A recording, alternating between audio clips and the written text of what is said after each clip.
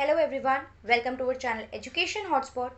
सो guys, अपने IGNOU MA sociology के syllabus discussion में हम लोग एमए सोशियोलॉजी के सेकेंड ईयर की एमएसओई 1, 2, 3, 4 और आपका एमपीएस 16 का डिस्कशन ऑलरेडी कर चुके हैं। अब हमारे पास जो लास्ट सब्जेक्ट बचता है सेकेंड ईयर में वो है MPS 3, that is democracy and development. And as I informed in the previous video कि आप लोगों को सारे सब्जेक्ट, ये 6 सब्जेक्ट नहीं पढ़ने होते हैं। आउट ऑफ दीज 6 आपको 4 सब्जेक्ट सेलेक्ट करने होते हैं, जिसमें आपके 8 क्रेडिट्स होते हैं।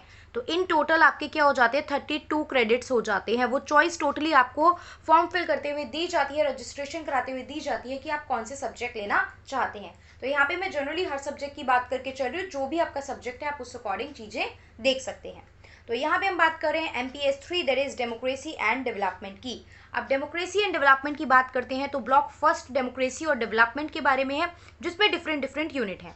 तो फर्स्ट यूनिट की हम बात करते हैं, हम पढ़ेंगे तो हम डिटेल में देखेंगे क्या एग्जैक्टली डेमोक्रेसी होता है, डेवलपमेंट क्या होता है, तो डेमोक्रेसी एंड डेवलपमेंट किस तरीके से रिलेटेड है, दैट ऑल वी विल सी।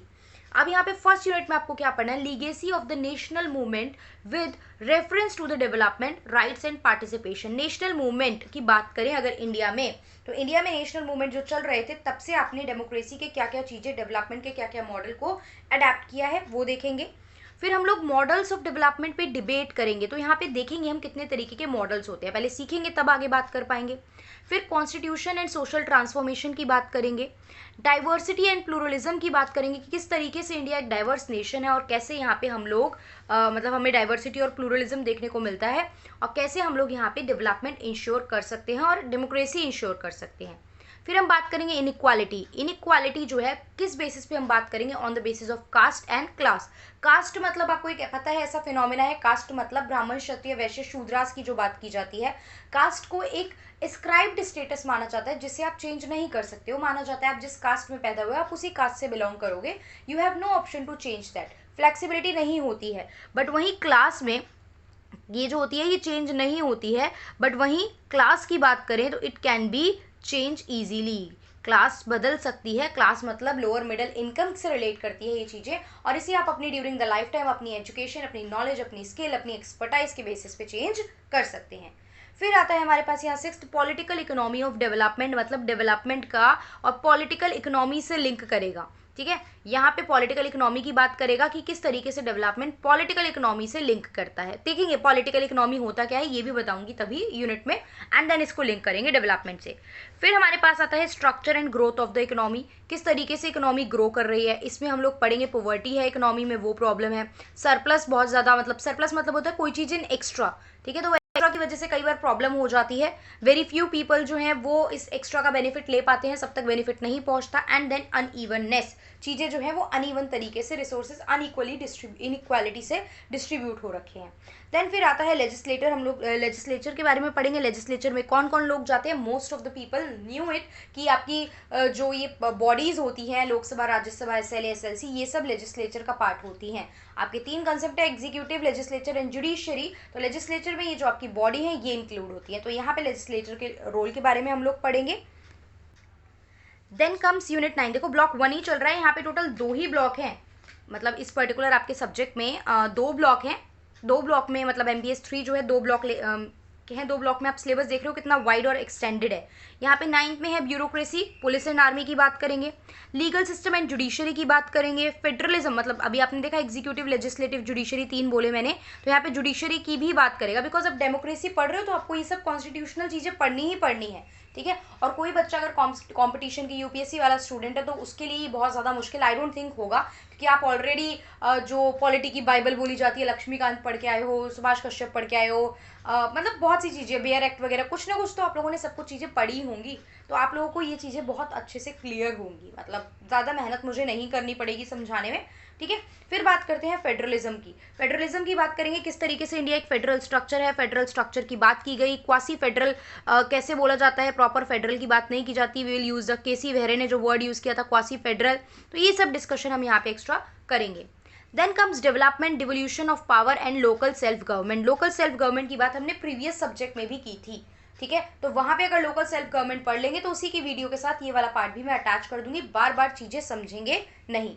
फिर हम लोग बात करेंगे political parties and political participation. Political parties कितने टाइप की है, क्या है, किस तरीके से आप रजिस्टर हो सकते हो, ये सारी बातें यहाँ पे करेंगे, किस तरीके से पॉलिटिकल पार्टिसिपेशन बना रह सकता है।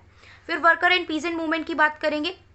इंडिया में देखो, जब आप आज़ाद नहीं थे तब से चल रहे हैं ये मूवमेंट, बहुत सारे मूवमेंट रहे हैं हिस्टोरिकली हम देखें, जिसे हम वर्कर्स एंड पीजेंट मूवमेंट कहते हैं। अच्छा, अब ये जो सब्जेक्ट है इसको आपको ध्यान रखना है, ये सब्जेक्ट आपका एमए पॉल साइंस वाले बच्चों का भी है। इसको सोशोलॉजी में डाला गया क्योंकि सोसाइटी किस तरीके से इवॉल्व हुई है, किस तरीके से ग्रो करी है, उसके बहुत से कंसेप्ट यहाँ पे भी हैं। बट ये सब्जेक्ट जो इग्नू एमए पॉल साइंस करते हैं बच्चे इग्नू से, उनके भी ये सब्जेक्ट सेम ही है, तो कंटेंट कोई डिफरेंट नहीं है, दोनों जगह सेम ही चीज़ यूज़ हुई है। फिर हम यूज़ करेंगे मीडिया एंड पब्लिक पॉलिसी के बारे में, कैसे मीडिया हेल्प कर रही है। फिर interest group and policy making, कौन कौन इंटरेस्ट ग्रुप है, ठीक है। इंटरेस्ट मतलब किसी चीज़ में आप इंटरेस्ट ले रहे हो, आपको इंटरेस्ट का मतलब तो पता ही है ना, तो वो लोग क्या बन जाते हैं, जो दबाव डालेंगे, जो प्रेशर डालेंगे, जो डिसीजन में चेंज कर सकते हैं, वो इंटरेस्ट ग्रुप बन जाते हैं। और किस तरीके से पॉलिसी बन रही है। आइडेंटिटी पॉलिटिक्स इन इंडिया किस तरीके से होती है, मतलब कास्ट के बेसिस पे, सिमिलर आइडेंटिटी के बेसिस पे हम करेंगे, सिमिलर धर्म के हैं इसलिए हम उस बेसिस पे पार्टीज बनाएंगे। लैंग्वेज और एथनिसिटी की बात की जाएगी।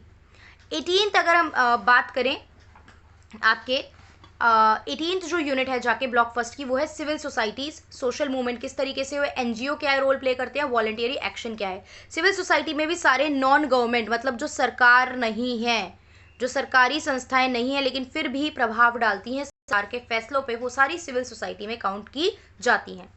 फिर हम बात करेंगे ब्लॉक 2 की। ब्लॉक 2 में सोसाइटी और इकोनॉमी की बात की जाएगी, मतलब आपके डेवलपमेंट। देखो ऊपर डेमोक्रेसी की काफ़ी बातें की गई, एग्जीक्यूटिव की बात आई, जुडिशरी की बात आई, लेजिस्लेटिव की बात आई, लोकल गवर्नमेंट की बात आई, किस तरीके से डिसीजन लिए जा रहे हैं, पॉलिसी मेकिंग हो रही है, वो सब बात आई। ब्लॉक 2 में थोड़ा डेवलपमेंट के बारे में हम लोग बात करेंगे। तो हम यहाँ बात करेंगे ह्यूमन डेवलपमेंट। एक पर्सन कब डेवलप होता है, जब अच्छी हेल्थ होगी, अच्छी एजुकेशन होगी, उसको सिक्योरिटी मिलेगी। तो ये सब डिटेल में बात करेंगे, यहाँ तो बस नाम देख रहे हैं। देन हम जेंडर का डेवलपमेंट से कनेक्शन देखेंगे। जेंडर के बेसिस पे आपको पता है बहुत ज़्यादा स्टीरियोटाइप्स हैं, इनइक्वालिटी है, बहुत इश्यूज़ हैं, तो वो डेवलपमेंट से ऑब्जर्व करेंगे।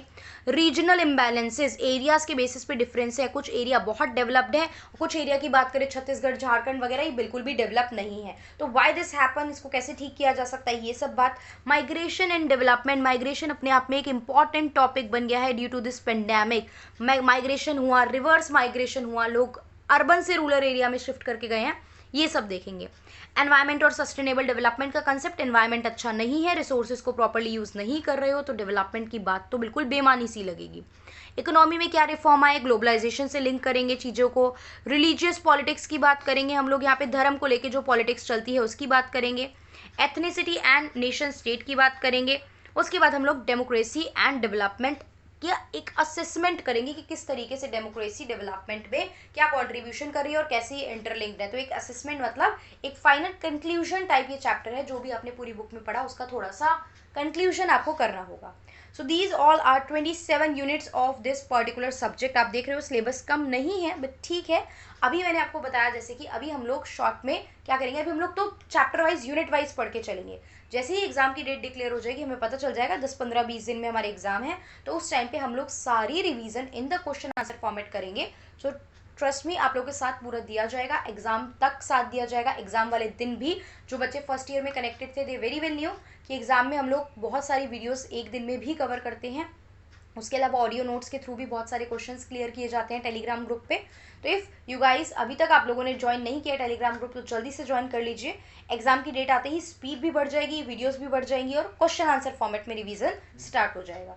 Okay, so that's all for this video. Now we will cover the discussion of the syllabus of IGNOU MA Sociology first year. Thank you for watching the video.